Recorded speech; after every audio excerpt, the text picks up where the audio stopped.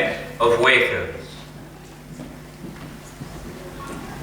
A chalice. Hold the image as a tale of the untold damage done to a wax-winged bird, bold in plumage and bold she plummets. As she's drifting on the ocean, tossed here by the winds of reason and there by the waves of emotion, she tweets to no avail, tries to speak but does not prevail. The tide breaks, she washes ashore, she's beached without a sail. We don't outgrow wanting to be touched, and she had never wanted it so much as she did while she waited on the sudden sound to say that she could fly again. She lies in the sand and makes a mattress of the grains. With many hours past, she stands at last and shakes those grains into her hourglass and turns it. This is how her time amongst us begins. She has forsaken the form of the creature with broken wings. The bird has blossomed and become a human. Better yet, she has chosen the wayfarer form and become a woman. In the meantime, I put my wayfarers on and I step to the stage because I'm a rapper and I spit with a rage. I scream, I say I'm ill, and I can only get iller. And ladies know love doesn't get much realer than in the arms of a legitimate lady killer, like a lion in wait by the pumps like Godzilla. As I step off stage, something brings her to my field of vision. As we speak, it clicks that she's here because she followed the links to my site. So I proceed to bind her to myself with a chain made of links to my site. I take my glasses off and they're in. Her hourglass turns, and this is how our time together begins.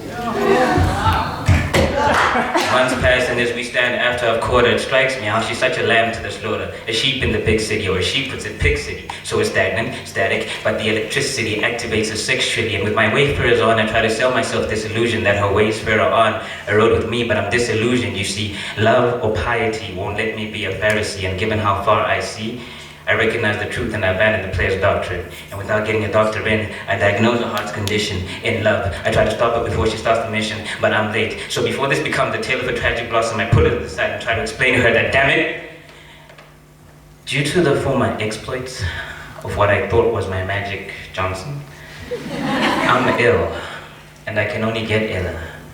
And yes, perhaps love doesn't get much realer, but if you choose me, you make me a literal lady killer, because what's lying inside me is lying in wait, but it will pounce on you like Godzilla. But it's like she's not listening. It's like she's playing a picking Pokemon, pointing a finger at me and saying, Godzilla, I choose you. The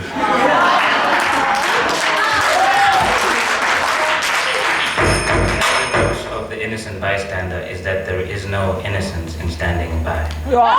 I'm guilty, because I don't drive home the point that due to what we've done, we are warming ourselves with the fire on the cool side of the sun. We are still burning, and her eyes are churning, and in trying to trace the trajectory of her tears, I lose my way because they're lost in the laughter lines still lingering around her lips. She's smiling. No. We don't outgrow wanting to be touched. Sometimes what we don't choose is by whom, where, or how much. I touch the heart and it's splintered. She takes 2 shots. With the first, she clips her own wings and chooses to become earthbound. She abandons making bird sound. With the second, she cuts a hole through the hourglass and turns it. And we watch our time running out. Finally empty, the hourglass has become our glass, a chalice. And from it, we both take sips. It's an act of love. It's done without malice. But as we do it, all dreams of the future are born, dance, and die in the mingle of our now mangled